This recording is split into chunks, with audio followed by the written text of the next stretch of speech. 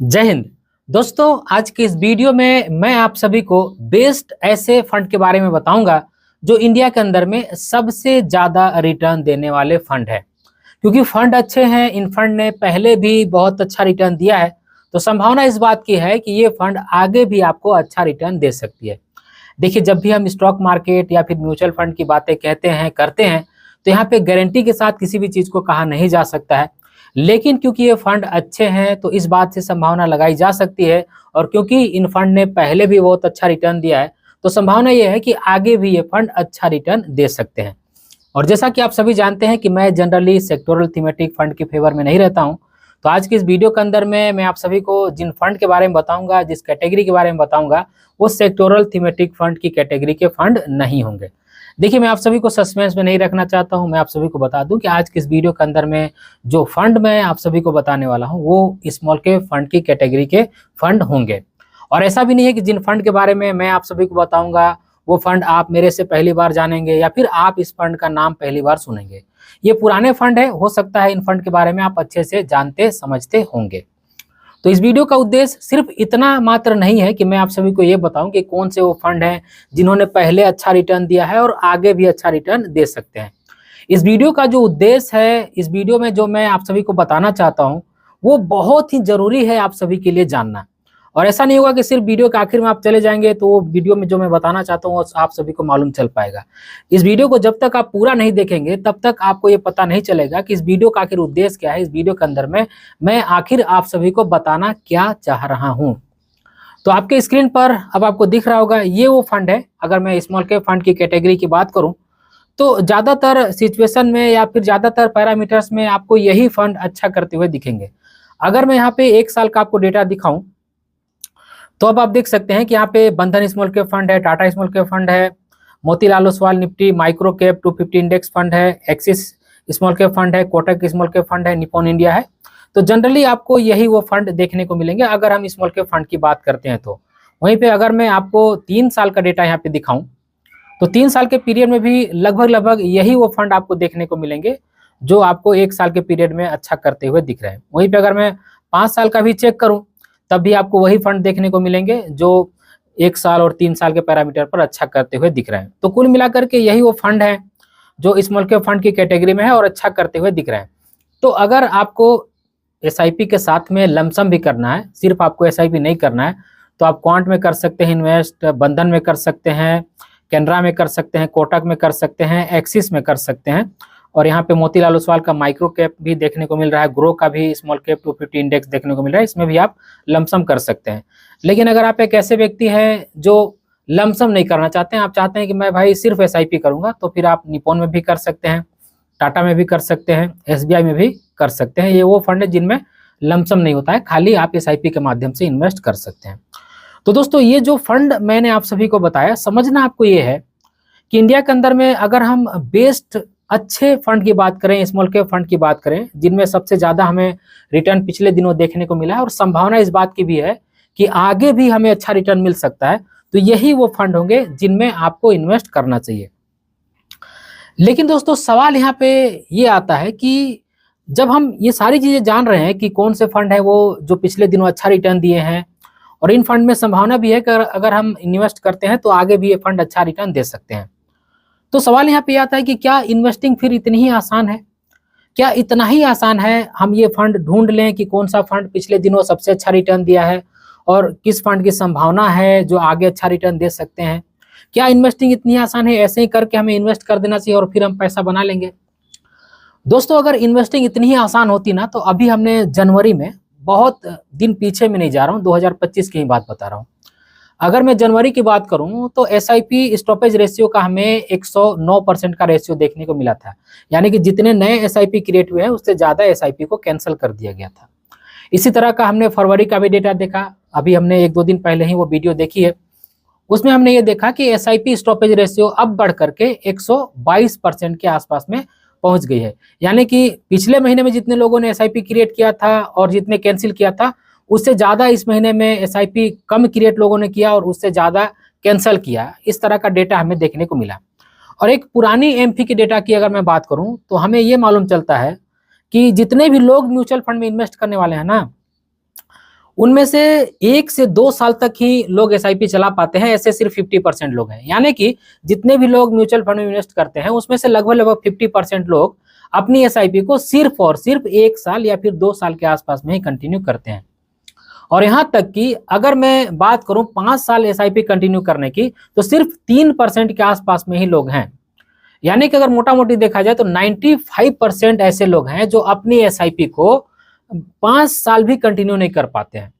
सिर्फ ऐसे 2-3% ही गिनती के लोग हैं जो अपनी एसआईपी को 5 साल तक कंटिन्यू कर पाते हैं। और इस बात की भी गारंटी नहीं है कि 5 साल पूरा होने के बाद 6ठे साल 7वें साल वो एसआईपी चला रहे हैं या फिर 6ठे 7वें साल वो एसआईपी को बंद कर दे रहे हैं। तो कहने का मतलब ये है दोस्तों कि अगर इन्वेस्टिंग इतनी आसान होती कि भाई हम सिर्फ अच्छे फंड जान जाएं, जैसा कि मैंने अभी आपको डिस्प्ले पर दिखाया है कि सिर्फ हम अच्छे फंड जान जाएं जिन्होंने पहले बहुत अच्छा रिटर्न दिया है और आगे भी संभावना है कि अच्छा रिटर्न दे सकती है, और हम उनमें इन्वेस्ट कर दें और हम पैसा बना लें, तो अगर इतना ही आसान होता तो इस तरह के हमें जो डेटा है एमपी की तरफ से जो देखने को मिल रहे हैं वो हमें क्यों देखने को मिलता। तो इससे साफ समझ में आ रहा है दोस्तों कि कहीं ना कहीं कोई ना कोई तो दिक्कत है। अब देखिए, जब एसआईपी कैंसिल होता है तो इसके मल्टीपल रीजन होते हैं, लेकिन एक जो रीजन मुझे लगता है कि सबसे बड़ा रीजन है वो ये है कि लोग अपनी रिस्क प्रोफाइल को नहीं जान रहे हैं। रिस्क प्रोफाइल को लोग समझ नहीं रहे हैं और अपने रिस्क प्रोफाइल के अगेंस्ट में जाकर के इन्वेस्टमेंट कर रहे हैं। अब यहाँ पे मैं आप सभी को एक एग्जांपल देना चाहता हूँ, क्योंकि एग्जांपल के माध्यम से आप सभी को जो बातें मैं समझाने जा रहा हूँ वो आपको आसानी से समझ में आएगी। देखिए, कोई ऐसा व्यक्ति है जिसको तैरने नहीं आता है। अब देखिए, मैं ऐसे लोगों को यहाँ पे टारगेट नहीं कर रहा हूँ जिनको तैरने नहीं आता है, खुद मेरे को भी पानी में अच्छा तैरने नहीं आता है। तो ऐसे लोग जिनको तैरने नहीं आता बुरा मत मानिएगा, सिर्फ ये एग्जाम्पल है। तो कोई ऐसा व्यक्ति है जिसको पानी में तैरने नहीं आता है। अब ऑफकोर्स जिसको पानी में तैरने नहीं आएगा, अगर उससे पूछा जाए कि भाई आपको पानी से डर लगता है या फिर नहीं लगता है, तो ऑफकोर्स वो यही कहेगा कि भाई मुझे पानी से डर भी लगता है। जिसको तैरने नहीं आएगा ऑफकोर्स उसको पानी से डर भी लगेगा।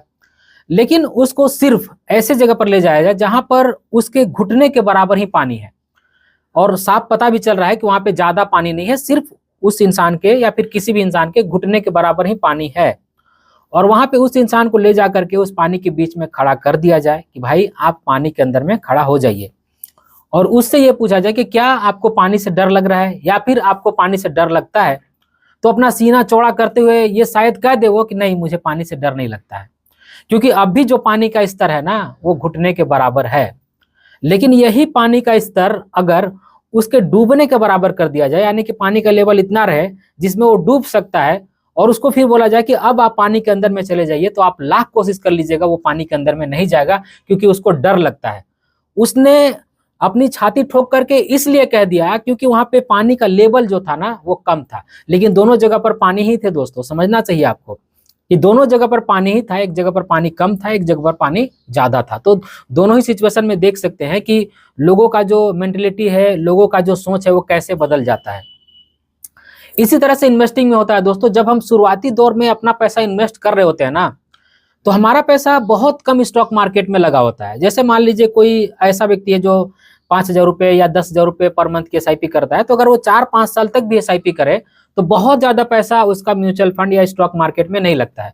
सपोज कीजिए एक एग्जांपल से कि किसी ने 2-3 साल 4 साल में अपना पैसा म्यूचुअल फंड में 1 लाख रुपए निवेश कर दिया, और वो ये कहता है कि मैं रिस्क प्रोफाइल मेरी हाई है, मैं हाई रिस्क वाला इंसान हूँ। अब स्टॉक मार्केट में होता क्या है कि अच्छी खासी करेक्शन हो जाती है, अच्छी खासी गिरावट हो जाती है, और यहाँ से लगभग 25-30% के आसपास की गिरावट देखने को मिल जाती है। तो अब क्योंकि उस व्यक्ति ने लगभग 1 लाख रुपए के आसपास में इन्वेस्ट किया था, तो अब उसका जो इन्वेस्टमेंट वैल्यू है हो सकता है कि 70-75 हजार रुपए के आसपास में पहुंच जाए। तो हो सकता है कि वो जो व्यक्ति 1 लाख रुपए के आसपास में लगाया है वो ना डरे, क्योंकि अगर अमाउंट वाइज देखा जाए तो बहुत ज्यादा नुकसान नहीं हो रहा है, लगभग 25-30 हजार रुपए का नुकसान हो रहा है। लेकिन जैसे जैसे समय बीतता है दोस्तों, जैसे जैसे हम पैसा इन्वेस्ट करते जाते हैं, एक दिन हमारा जो कॉर्पस इन्वेस्टमेंट वैल्यू है वो बहुत ज्यादा बढ़ जाता है। अब जहां पे हमने 1 लाख रुपए का एग्जाम्पल समझा, वहीं पे अगर 1 करोड़ रुपए का एग्जाम्पल समझा जाए, तो अब मान लीजिए कोई ऐसा व्यक्ति है जो एक कहता है कि मैं बहुत रिस्की प्रोफाइल वाला इंसान हूं, और उसका पैसा 1 करोड़ रुपए स्टॉक मार्केट में लग जाता है, और स्टॉक मार्केट में 25-30% की गिरावट हो जाती है। तो अब क्योंकि 25-30% की गिरावट हो जाती है, तो उसके कॉर्पस में लगभग 25-30 लाख रुपए का नुकसान देखने को मिलेगा। तो अगर दोनों ही सिचुएशन में देखा जाए तो परसेंटेज वाइज गिरावट सिमिलर है, लेकिन अमाउंट वाइज बहुत बड़ा अंतर पड़ जाता है। तो ऐसे में जो इंसान ने पैसा लगाया है वो अब यही सोचेगा कि इस बार किसी भी तरह से स्टॉक मार्केट बस रिकवर हो जाए, मैं अपना पैसा निकाल करके यहाँ से टाटा बाय बाय कर दूंगा। क्योंकि जब रिस्क बड़ा होता है ना दोस्तों, और पैसा भी जब बहुत बड़ा लगा होता है, तो फिर आदमी को धैर्य रख पाना, तो फिर आदमी को पेशेंस रख पाना बहुत ही मुश्किल हो जाता है। बात जब थोड़े मोड़े पैसे की हो तो आदमी कॉम्प्रोमाइज कर लेता है, धैर्य रख लेता है, लेकिन जब बात बहुत बड़े पैसे की हो जाती है तब फिर धैर्य रख पाना और कॉम्प्रोमाइज कर पाना बहुत मुश्किल हो जाती है। यहीं पर आती है रिस्क प्रोफाइल। तो अक्सर जो लोग हैं वो अपनी रिस्क प्रोफाइल को समझे बिना ही स्टॉक मार्केट में या फिर म्यूचुअल फंड में इन्वेस्ट करते हैं, और जैसे ही स्टॉक मार्केट में उतार चढ़ाव देखने को उनको मिलता है, वो देखते हैं कि भाई यहाँ पे इतना ज़्यादा उतार चढ़ाव हो रहा है, स्टॉक मार्केट से या म्यूचुअल फंड से अपने पैसे को निकाल करके टाटा बाय बाय कर देते हैं।